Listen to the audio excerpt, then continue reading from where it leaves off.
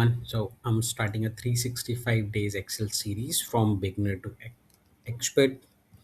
We'll learn one formula every day and starting with very basic. So today we'll be learning our first formula, that is sum. So there are different way to do the total. You can simply type a formula equal to type sum, and then you can select the entire row, close the parentheses,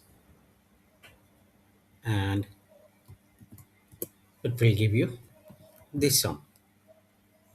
There are also different way to do that. There is another way. You can menu and then click on this icon, click on sum, and it will ask you the range. So if we look at this is only selected one range because I picked different areas. So if I just remove, if I select the row and I just click on sum, it will give me the total at very last row of the numbers.